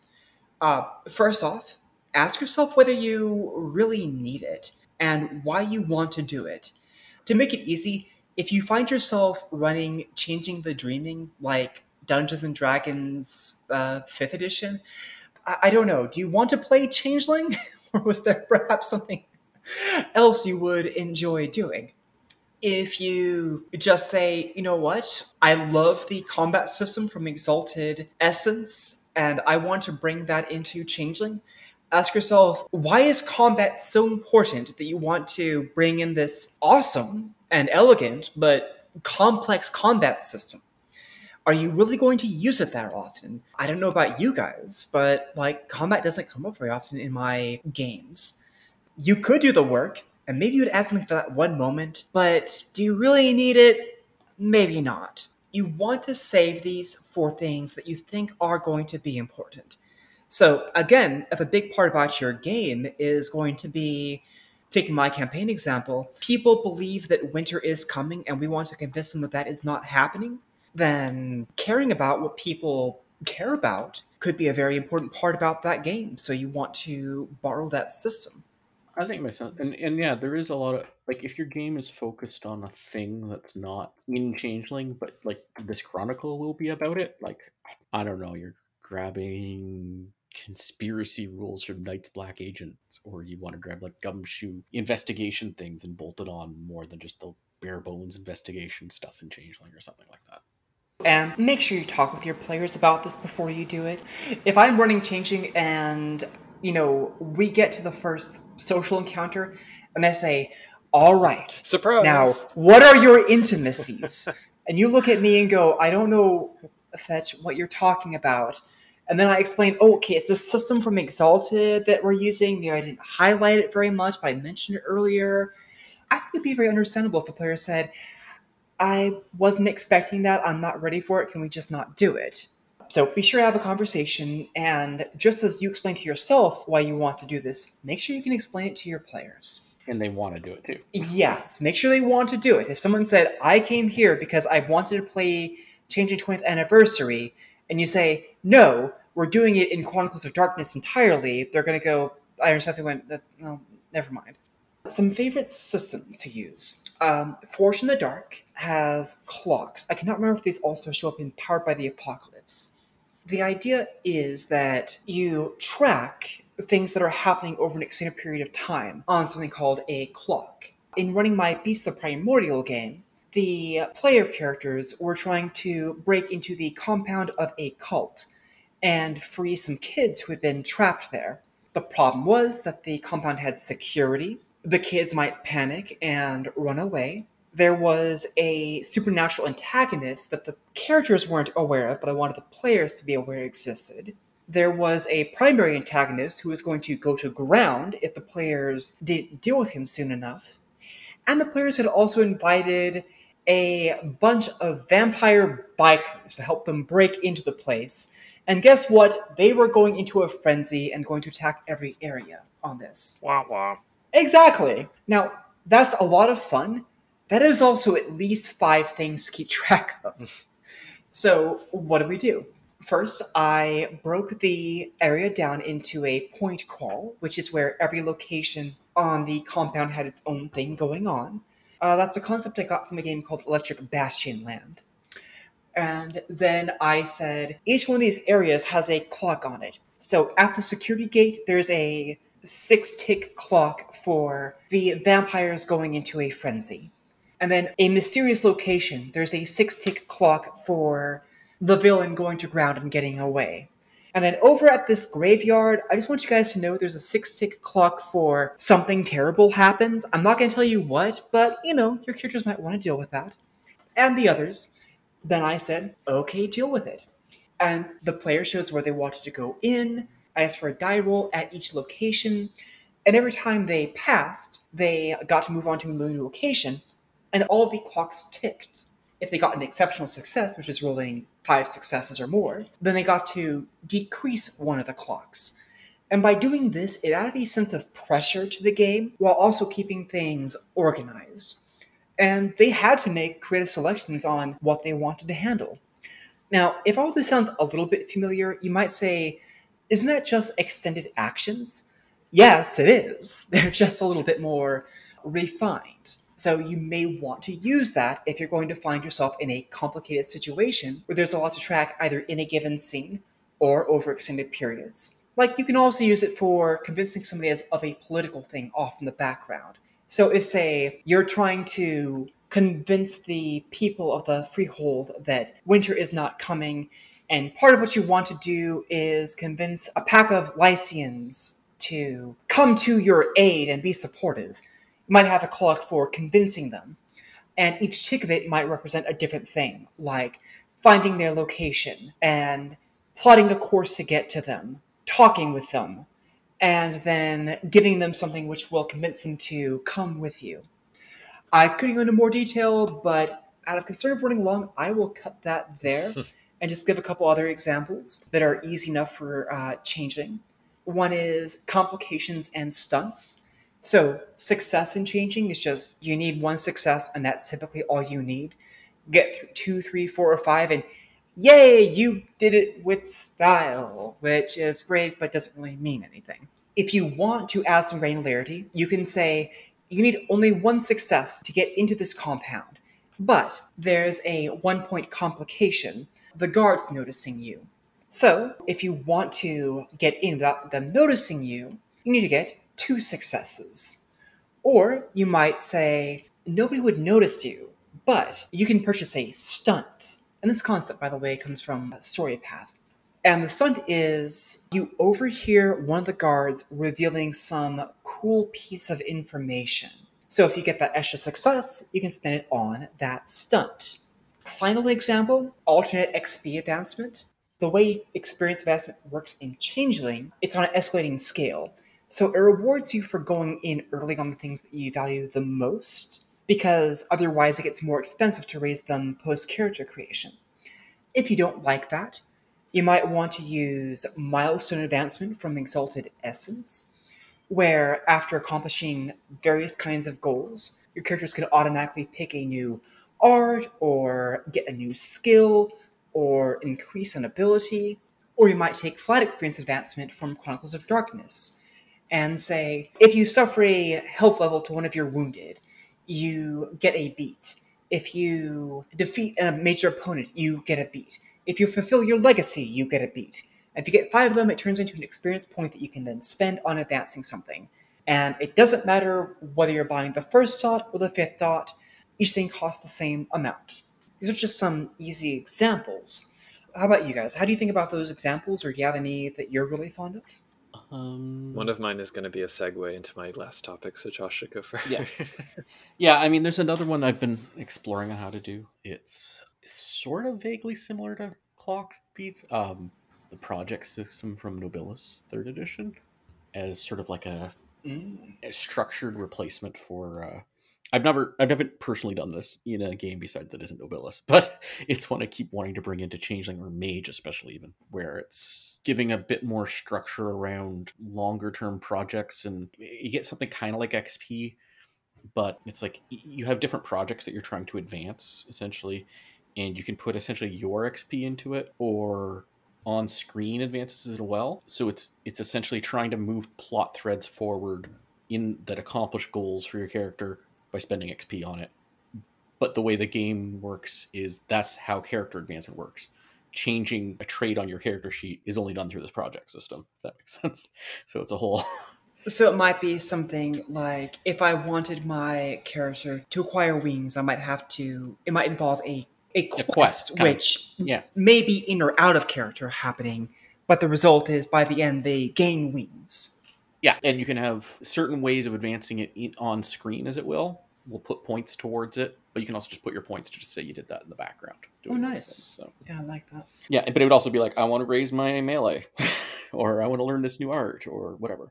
All of it would be. But it'd also be like, I want to lower the banality of my whole area. Oh, man, that's a good one. I like that. Yeah.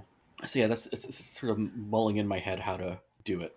I think that nicely goes to the idea that you can do different systems for the same thing. It just depends on what you want. Like, that could be projects, or that could be clocks from Forge in the Dark, or something else. Yeah, they're not completely doing the same thing, but there's a lot of overlap. So it's, For me, I tend to just hand wave things a lot more.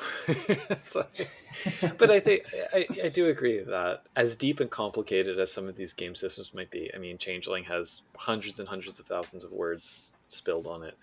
They are still skeletons that have plenty of room to flesh things out. And whenever I introduce new rules, I do always try to make them modular and optional. Just so, like, if you are the kind of group playing the kind of game that needs to go in a certain direction where X thing needs to be fleshed out, here are some options. And I mean, even though I handwave a lot, I have often thought about things like, oh, wouldn't it be cool to do milestone-based advancement? Or wouldn't it be cool to bring in, like, V5, one of the things that I'll grant to Vampire 5th edition is that the Predator types I thought was a brilliant idea for that game. And I'm like, yeah, I want musing and ravaging thresholds to have some kind of mechanical benefit, or I would love to have paradigms of glamour, things like that. Yeah, there's sort of two ways. You either filling in or changing like exactly optional things, or I think it can also be okay to do more radical things, but you shouldn't be making the game more complicated than it already is. You could maybe pull out complication and replace that with something. Yes. Yeah. From outside of World of Darkness, and I'm going to shamelessly segue into my last topic here, something that I've thought about doing. I'll say it here first so that if I declare this as a Storyteller's Vault project in a couple months, this is where it came from. I've thought that something the Kinane in particular could use, but also just Changelings or the Fey-Blooded in general. So the old role-playing game Pendragon, where you play an Arthurian knight, in which I played on the bus many, many times in junior high, they had a built-in system for eventually your knight is going to age and die. But fortunately, one of your goals during winter downtime, they call it the winter session, is you're supposed to start a family. And so you make a new character who's the child of your knight. and then you play that character, and you can do it as a solo game. So you can just have generation after generation after generation. And I'm like, those are mechanics I would like to see for Kinane or other mortals in Changeling.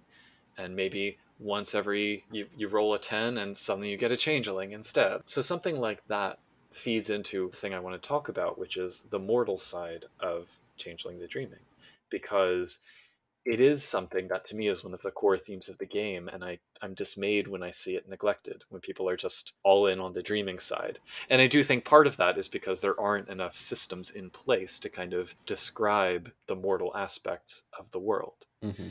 So when I was putting together my notes for this, I was thinking about different ways that you could do that to kind of not force the issue necessarily, but give players some ground to stand on when it comes to incorporating more of the mortal stuff. In character creation, something I often do for, in particular, Mage, but I think could also work for Changeling, is starting with a mortal template. So rather than 7-5-3 for the attributes, you do 6-4-3. For the abilities, you do 11-7-4 and cap them at 3. For backgrounds, you say, okay, take 2 dots, but they can't be in like treasure or chimera. They have to be in things like resources or contacts. And you do all that, and then you go back and add the couple extra dots that bring you up to starting character level. But it gives you a grounding in your character's mortal side mechanically before you even say, okay, now you've gone through your chrysalis. That's what at least 1E Chronicles of Darkness did. Yeah, Yeah, I don't know if yeah, 2E does it exactly. or Yeah, not. yeah. they do it in 2nd edition, and they do it even more so in Story Path, which is explicitly here's your mortal life, and then your Exactly. And then you apply template. Exactly. Step 5, apply template. Actually, every Exalted Chronicle I run actually went that way too, weirdly. Like, we play mortals first. Oh, interesting. Yeah. And then exalt them later. But, I mean, that's not quite the same as you're talking about. You're talking about just in the prelude, but like... Right. Well, at the session 0 even. I mean, you just... And from the prelude side, from the more narrative side, you do kind of need to start before the chrysalis if you're going to do that, which not everyone is into. And frankly, I think the chrysalis itself is much more interesting.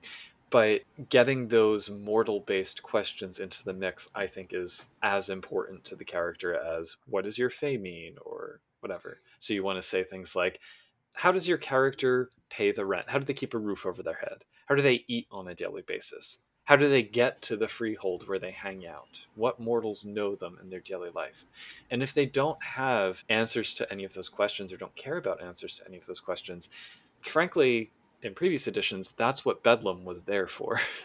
And now, speaking of mechanics that I would like to bring back into the game, you know, you want to keep your players' feet to the fire a little bit and say, like, well, okay, what do you have planned for your day? Where are you going to go? What do you plan to be doing?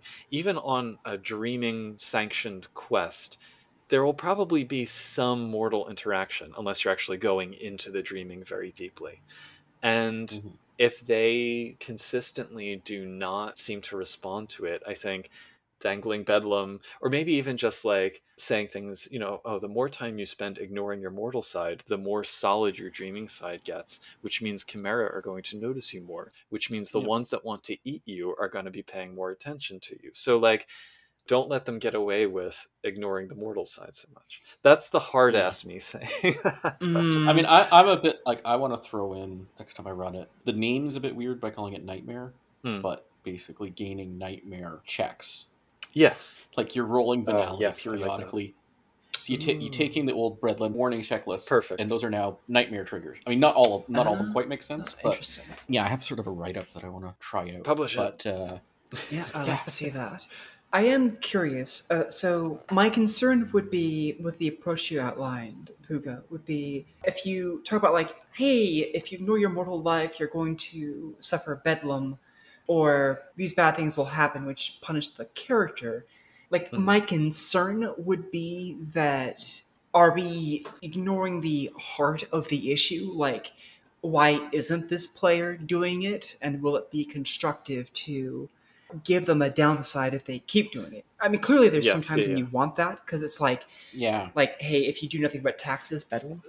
Right. So that was the stick. Here's the carrot. Okay.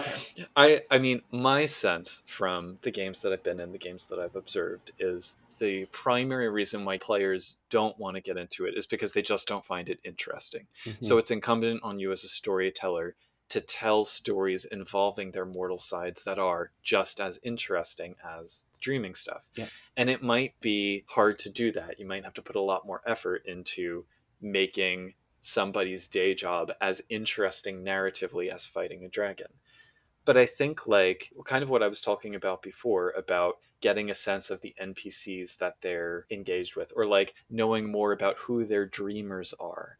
I think that those are opportunities to really get into some interesting narrative places.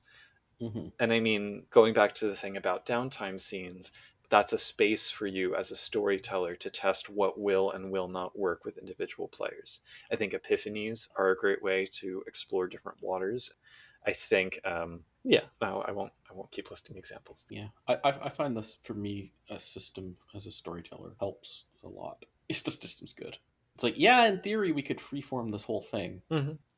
You're a bit more on the freeform end, Puka, I think, than the two of us, but you're still not like going, yeah, let's just ignore these character sheets and these dice. Not totally, no. But no, you're still using systems for a reason. Like I don't want to do completely freeform role playing as my standard Well, thing. I like sheets, but I also like getting into the little crannies of sheets. I like creating situations where people can't cantrip their way out, in particular. Yes. And that, to me, is, I want players to think... Or cantrip your way out would just make it... Would you make had it worse. one problem, now you have 7. Yeah. It's also important to remind players of common sense, because common sense is a merit that not enough people take.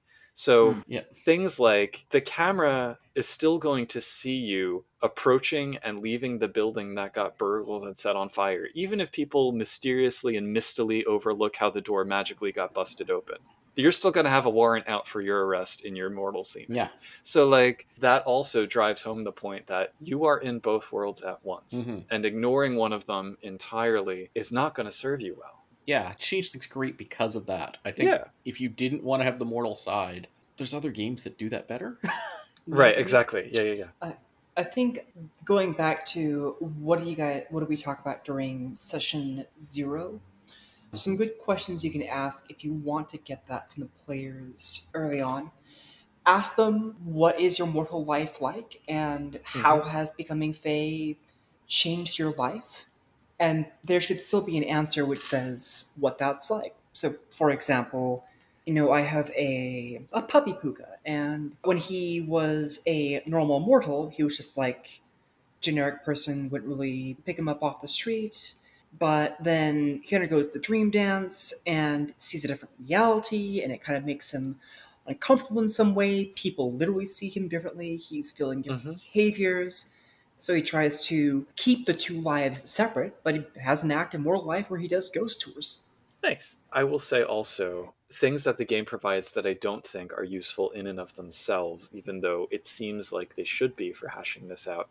I don't think Kinane are actually useful, even though it says, it gives you a mortal perspective. I disagree. Or if you do use Kinane, read the Enchanted cover to cover so you can make them actual people. I think even the Enchanted, it's like, I like it better in C20, but I think there still could be more. Yeah, anyway, but there's not enough depth. Yeah. I don't think Autumn people on their own are useful for kind of driving this point home, because what I want players to understand is that keeping one foot in the Autumn is like the least dangerous version of what humanity can become. Maybe that's what the Autumn people are good for, but like as a tie to your mortal side, it's like, no, they're the exception. Yeah, if the Autumn people come out, that just tells you stop playing in the Autumn world, go back to the tree. Yeah. And as much as I can be a hard ass about Bedlam, I also don't think being a hard ass about banality actually helps. I mean, I am a hard ass about banality, but not to illustrate the sort of necessity of mortality. Banality is meant to illustrate the fragility of glamour. And, I want to show that mortal life doesn't need to be banal, or at least not hopelessly banal, maybe more banal. But I think part of that comes from when I think about what Changeling means to me as a game and what it has meant to me as a person in my life. I do see it as a system that models things that I want to live. I think one of the most important lessons it can teach is that you can bring glamour into your life outside of the game. And that I want to find the reflection of that. I want players playing Changelings to say, oh, some of this mortal stuff in moderation isn't actually that boring or bad to explore.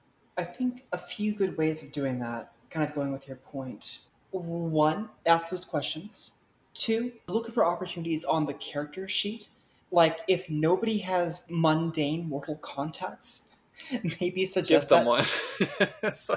Give them one. Just say, you know some bartenders. It's Yeah. cool, guys. It's one freebie point. Just And then hand it out. highlight situations too where that's handy. Yeah. Like actually have situations where they're rolling contacts. Like, wow, you were the one who solved this problem that way, right? In V5, there's the touchstone, is it? Where like every vampire needs a mortal. Yep, you have to have a mortal. And believe it or not, remind players, like, your mortal friends don't have to be enchanted. Right. Your dreamer can just be somebody that you know, or your character might be roommates with somebody who's not a dreamer. They're just the person who pays the other half of the rent, and you have to occasionally hide your fairy stuff from. It's like, what are you doing in that bathroom? Nothing. Frantically shape-changing back. Well, that's like every level of resources can justify this type of mortal interaction too, from 0 to 5. Like, there's strings there always, all the way through that. You can also emphasize the challenges that, like, in your game, that the people who go too far into the Fate part have. If you want to subtly dissuade players from neglecting their mortal side, introduce them to some noble sheik who's like, okay, so I need you guys to go down to that cultural center and just close it because there's too much banality going on there.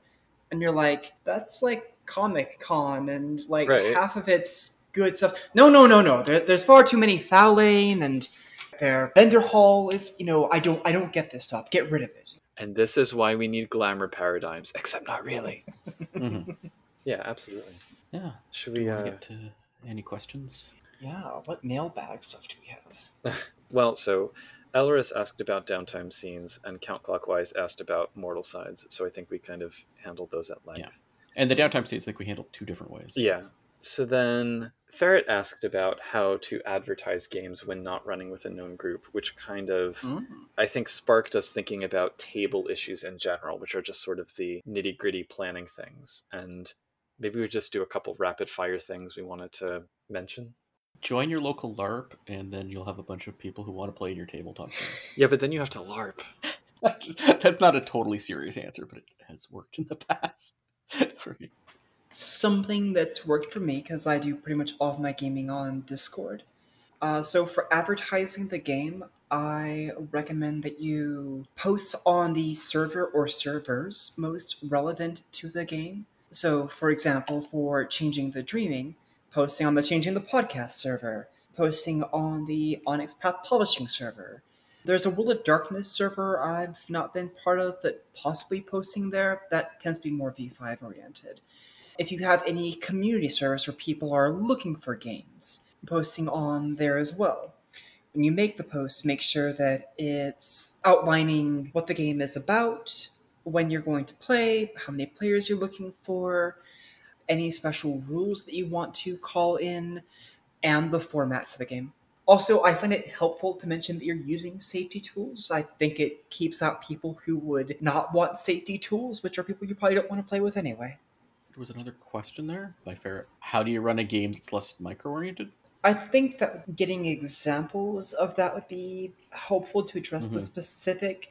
But I think if you're just worried about, like, every little detail about the game, just remind yourself that you can always go back to the most basic of basics when running. Oh, I thought it was a completely different question. I thought it was like when the game sessions divulge into it. I'm like, well, that's where you do pacing and jump ahead. And That's the other thing. They might be talking about pacing. And I guess the biggest thing I could say there would be just make sure you respect your session time and also set a goal for how much you want to accomplish. So I tend to say, I'm going to run this story and it will be done in 3 sessions. I don't know how it's going to go, but I know it will be done in 3 sessions. Yep. I tend to go like, you know what? There's no reason we can't go, okay, let's skip ahead 2 days or something when it makes sense. I find there's a lot of like grinding into specifics. Maybe that's just why I read that way. I'm not qualified to talk about how to be less micro-oriented because I'm extremely micro-oriented.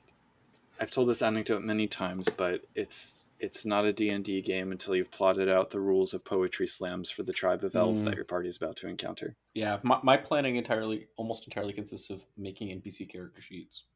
But I do a lot of that, including NPCs who never show up in the game. In terms of finding players, though, just to go back to that for a minute, I did want to say one thing about scheduling that I think ties back into ties into the question as well about how micro to get, how deep to plan, and the interweaving I was talking about. So one of the more common problems, I would say, is getting everybody to meet at the same time on the same day, once a week if you're extremely lucky. So when you have scheduling snafus like that, often what I end up doing is building what one of my former GMs used to call trapdoors into the plot. It's not quite episodic in the sense of there is an overarching plot line, but having the space for the individual character arcs and the side plots makes it kind of less necessary for everybody to be there the whole time, every single session.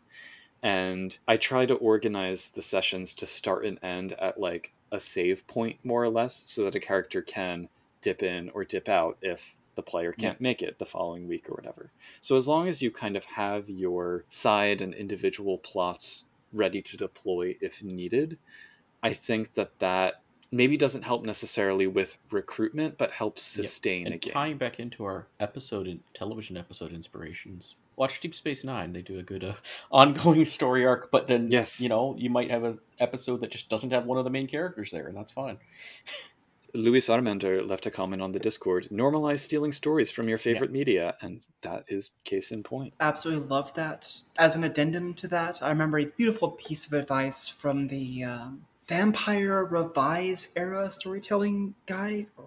Ooh. Yeah, so they had a point where they're like, this is like very like 90s. They're like, so I get that you want to play a character who wears all black and calls themselves the Raven, but maybe instead of just literally ripping off the Crow, ask yourself, what do you like about that story and that character? And then do your own spin on it. And I say, do the same thing with what you take from. I use a lot of elements taken pretty much directly from other material, but I always try to adjust it so that I'm putting my own spin on it. Or sometimes you just have Pokemon show up in the Parliament of Dreams. Yay. So, yeah. You've learned all of Advanced Esteem. There's nothing else to learn. Have we said enough? That's it. Course complete. Yeah, wait till we do the... This is part 1. Yeah. We'll eventually get to grad, like, you're like seminars for your thesis or something. Anyway. Is there anywhere people can talk to you or find you online that you'd want to? Certainly. So for one, I am on the Changeling the Podcast Discord. I am very friendly. I love chatting. So if you ever want to ask me about anything that we've discussed here today or a related matter, feel free to ping me. I love chatting. I also have a Discord where I run games. I would love to see some of you there. It is not just Changeling the Dreaming. It's whatever I'm currently inspired to play, which can be just about anything. Some are short-term games, some are massive campaigns. Drop on by. You can find the link to my Discord server in the Looking for Game channel on Changeling the Podcast's Discord server. And also in the show notes to this episode. And in the show notes to this episode, indeed. Huzzah. You didn't even need the projects you want to shout out, right? I don't have any projects that I'm working on. There's that Lost in Dreams concept, but we'll see if that ever actually turns into something fully written out. Okay, well, you can find us at changelingthepodcast.com. You can send us an email, podcast@changelingthepodcast.com. You can join our Discord, where you can not just chat with me and Puka, but also with Fetch. Discord.me/CTP. You can send us a toot on Mastodon, changelingpod@dice.camp. You can follow us on Facebook, Changeling the Podcast. You can also check out our YouTube channel, Changeling the Podcast. Links to all of these will also be provided in the show notes. And once again, I'm Josh. I remain Booga. And I have been Fetch. And if you can't be a storyteller, at least be a glory yeller. Can I get a kapla? Kapla! We regret to inform our listeners that, after extensive research, we've determined there is no accredited graduate program in tabletop storytelling. Our repeated inquiries to both Arcadia University, located outside of Philadelphia, and Concordia University, located in Montreal, were met with confusion and derision, even though we explained that we were merely seeking to address a need in our respective local communities. Furthermore, neither school appreciated our attempts to enchant the higher administration, so we are now compelled to fulfill a less fun kind of community service. In any case, if you liked this episode and want to hear more such content, please leave us a review on your favorite podcast listening platform, and/or tell your friends, loved ones, and unholy cohorts about our show. You can also support us at our Patreon by visiting www.patreon.com/changelingthepodcast, thereby joining the hallowed ranks of luminaries such as Derek, Dorcadus, Oreo, Raz Caboose, Sandshaker, Sija, Terry Robinson, and Tricerabeth. Much appreciation to these folks for contributing, many thanks to you for listening, and until next time, keep on dreaming. Here come the outtakes. That's actually a standard LARP thing, like from Vampire LARPs is, oh, well, you're not sure what Vampire LARP is, come play somebody's ghoul. Okay, I thought you meant bring your kids to Vampire LARPs. No. I was like, oh. That's a bit different. I don't know. I don't know that we can condone that on this podcast. No, I don't think that. No, that's not what I was going for. I apologize, by the way, for the ice cream truck that's currently parked outside. I was curious. Anyway, yeah, I might just hold my tongue for a minute.